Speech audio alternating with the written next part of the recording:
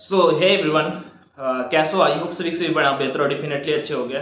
आप में से बहुत सारे ऐसे कैंडिडेट हैं जो इंडियन एयरफोर्स स्टेज 2 एग्जाम की प्रिपरेशन कर रहे हैं ऑलरेडी, और बहुत से ऐसे हैं जो ऑलरेडी नहीं भी कर रहे हैं। ठीक है, जो कर रहे हैं उनको all the best once again. और जो लास्ट बैच था उनका फिलहाल आपका मेडिकल एग्जाम कंडक्ट कराया जा रहा है, और आप सभी को अपने मेडिकल एग्जाम पे भी फोकस करना चाहिए। बिकॉज यू नो एक टाइम का एक्सपीरियंस है, सर हमें बोल रहे थे जब हमें रेड कार्ड मिल गया था तो हमें ये बताया जा रहा था कि आप सभी कभी भी मेडिकल एग्जाम की प्रिपरेशन नहीं करते। You should prepare for stage 1 means exam, you should prepare for stage 2 means physical, but आप कभी मेडिकल एग्जाम की प्रिपरेशन नहीं करते। दैट्स वाई आप सभी मेडिकल एग्जाम में फंस जाते हैं। तो कुछ कैंडिडेट हैं जो फाइनल मतलब जो ट्रेनिंग सेंटर है, सेंटर पे रिपोर्ट करने के बाद अपनी कुछ कैंडिडेट ने कल मुझे बताया था 24 तारीख को वो लोग बेलगावी जा रहे हैं ऑफिशियल सेंटर से। ठीक है, तो ये जो मैंने प्रोसेस किया है कंटिन्यू रहेगा। रीजन यू नो कि गर्मी बहुत ज़्यादा है। ओके, तो आई होप आप जहाँ पे हैं वहाँ पे थोड़ी सी कम होगी। बट टॉपिक पे बैक आते हैं। Indian air force phase two exam पे जो हमें लिखना होता है, ठीक है, वो कितना लिखना होता है और कितनी देर बोलना होता है जिससे हमारा जीडी क्लियर हो जाता है। फॉर योर काइंड इन्फॉर्मेशन बता देता हूँ, जीडी एक ऐसा कोई ग्रुप डिस्कशन होता है, एक कोई डिबेट नहीं होता कि बहुत कोई बोल रहा है बार बार क्रॉस पे क्रॉस चलता जा रहा है। बेसिकली मैं इस वजह से बताने जा रहा हूँ क्योंकि अब वो टाइम आ गया है कि लगभग 10 से 15 दिन के अंदर आपका 15 दिन में आपके एडमिट कार्ड आएंगे, और लगभग 25 जुलाई आप अपना फेज 2 मान सकते हैं। आप सभी अपना मुझे रनिंग का टाइमिंग कमेंट सेक्शन में बताएंगे। कहीं से भी आप बिलोंग करते हो, कहीं से भी ऑल ओवर इंडिया, रनिंग का टाइमिंग आपका क्या आ रहा है डेफिनेटली कमेंट करेंगे। मेल कैंडिडेट के लिए 7 मिनट का रनिंग है, फीमेल कैंडिडेट के लिए 8 मिनट का रनिंग है। मैं बस ये बता रहा था कि जीडी पे आपको क्या कहाँ पे कितना लिखना होता है और कितने बार बोलने पे पास हो जाते हैं कैंडिडेट। जीडी हार्ड नहीं है, कुछ लोग बस जानबूझ के उसे थोड़ा सा हार्ड बनाते हैं, एज यू नो कि समझ जाओ यार। वैसे मैं भी एक बैच रनिंग कर रहा हूँ तो मैं भी हार्ड बना सकता हूँ, लेकिन यार ऐसा कुछ होता नहीं है। फ्री की भी सीरीज एक अपने टेलीग्राम चैनल ऑनलाइन एजुकेशन पे चला रहा हूँ प्रीवियस बैच के वीडियोस को, और वहाँ पे हमने 35 डेज कंप्लीट कर लिए हैं। और जो अपना पेड बैच था, ठीक है, जो मैंने ग्रुप डिस्कशन का जीडी का बैच लास्ट बैच का जो रिव्यू था 97.25% कैंडिडेट वहाँ पे पास हो गए थे। एक दो कैंडिडेट मतलब टोटल 300 कैंडिडेट में से लगभग 8 से 10 कैंडिडेट फेल हुए थे, बाकी सारे कैंडिडेट पास हो गए थे। वैसे ही सेम टू सेम इस बार भी सेम टू सेम कैंडिडेट हैं, और सारे के सारे कैंडिडेट का मैंने टॉपिक पता है कितने कंप्लीट करा था, 75। एनीवे इसके बारे में मैं आप सभी को बताऊंगा। तो देखो ये कागज है आपका A4 साइज का, और जब आप जाएंगे जीडी पे तो आपको सर एक टॉपिक बोलेंगे, आप सभी को सुनना होगा। देन आपको एस टाइप का आपको 2 कागज मिलेंगे, एक थोड़ा सा साफ हो सकता है, फिर दोनों साफ ही हो सकते हैं। एक रफ होगा, एक फेयर होगा। ठीक है, एक रफ शीट बोलते हैं, फेयर शीट बोलते हैं। अब जब वो बोल देंगे तो आप सभी को लगभग 10 मिनट का टाइम मिलेगा। रफ शीट पे आप कुछ पॉइंट लिख सकते हैं, ऐसे सर यहाँ पे रफ शीट पे कुछ ना कुछ पॉइंट लिख सकते हैं। उसके बाद आपको फेयर शीट का यूज करना होगा, और फेयर शीट पे लिखने के लिए आपके पास होंगे 10 मिनट का टाइम। 10 मिनट में अब यहाँ पे पता है क्या है मैटर करता है।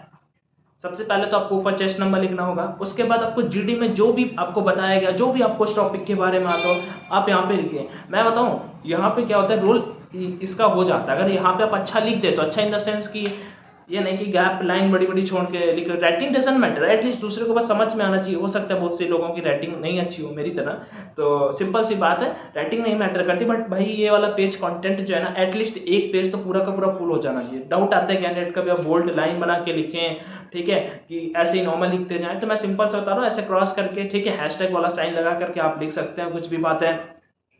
और उसका जो भी पॉइंट आ रहे हो आप खुद से 1-2 पॉइंट बनाकर लिख सकते हैं। जब सर ने वो टॉपिक बोले थे तो आपने रफ शीट पे वो चीज़ लिखी थी तो उन्होंने लिख सकते हैं। और उसके बाद ये फिर आपकी जो फेयर शीट होगी ये सर के पास रहेगी। तो अगर आपने यहाँ पे अच्छे पॉइंट लिख दिया है ना, और जब आपका जीडी स्टार्ट होगा तो आप वहाँ पे 1-2 बार बोल दोगे ना, 1 से 2 बार, मतलब जब जीडी दोगे आप इंट्रोडक्शन, देन आप वहाँ पे बोलने वाले हो, और जब जीडी चल रहा होगा तो उसके बीच में आप 1 से 2 बार बोल दोगे। सर हो सकता है कि मोस्टली चांसेस है कि आपको रोक देंगे कि आप मत बोलिएगा, मतलब आपका हो गया।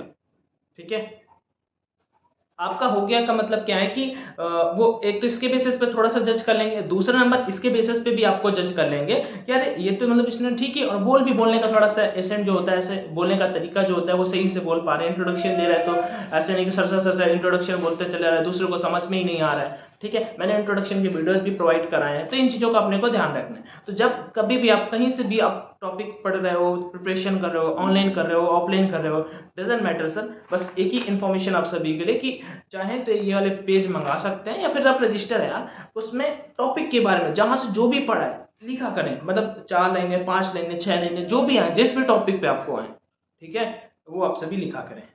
ठीक है, और ये टॉपिक आप सभी यहाँ पे लिखेंगे। उसके साथ ही साथ इनको प्रैक्टिस करने के लिए क्या कर सकते हैं, या तो मिरर का यूज कर लीजिए, मिरर का यूज नहीं करते तो सबसे बेहतर तरीका क्या होता है, फोन का यूज करिए।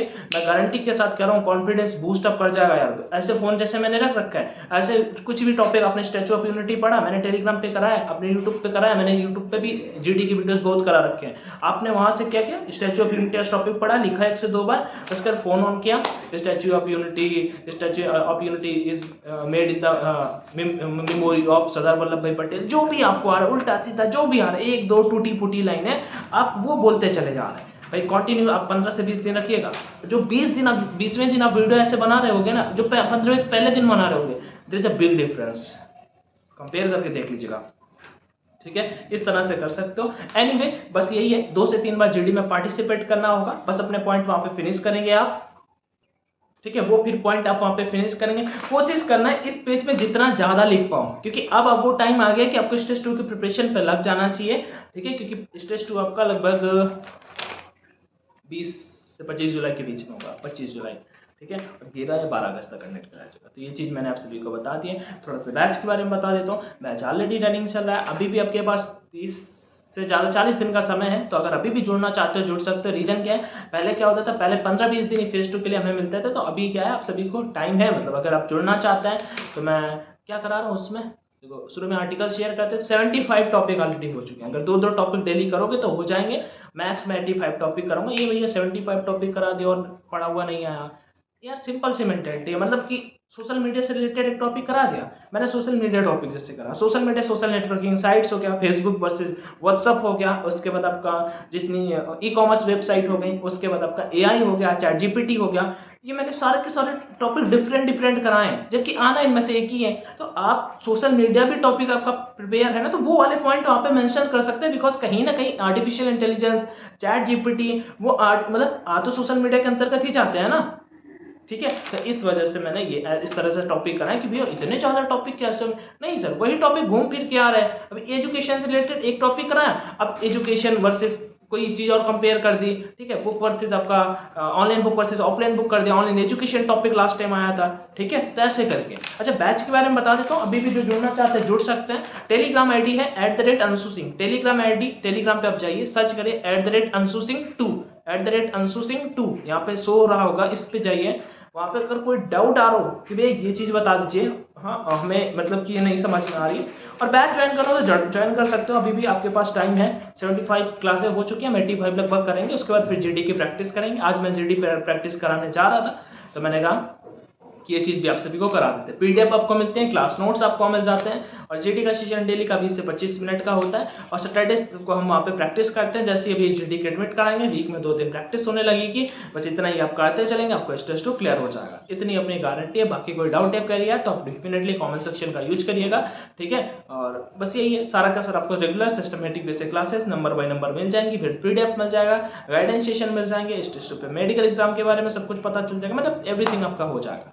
तो आपको इधर उधर ज़्यादा भटकने की नीड नहीं पड़ेगी। फीस कितनी है तो 249 रुपीज़ फीस है। फीस यार बहुत ज़्यादा है क्या, एक बार आप ऑफलाइन कोचिंग का पता कर लो। इन ऑल ओवर इंडिया आप कहीं पे भी एक ऑफलाइन कोचिंग का पता कर सकते हो कि भैया कितनी फीस है। तो सर 5-6 हज़ार रुपये तो होगी ही यार। जबकि आप जाओगे तो मान लो आप कानपुर से बिलोंग करते हो, दिल्ली जाना है तो 400-500 तो टिकट ही लग जाएगी। इतने में तो आपका जीडी क्लियर करवा दूँगा, ठीक है। टिल देयर एवरीवन यार, टेक केयर। जो चीज़ें बताई उनको फॉलो करिए। अगर कॉन्फिडेंस बढ़ाना है, लिखना है, ऐसे करोगे डेफिनेटली इनका रिजल्ट मिलेगा आपको। बाकी एज सर्विस मेरा क्या काम था, आपको गाइड करना, बताना, सही वे से बताना, ये चीज़ें थी। बाकी ध्यान रखिए, स्वस्थ रहिए, मस्त रहिए। Jai Hind and all the best, bye bye.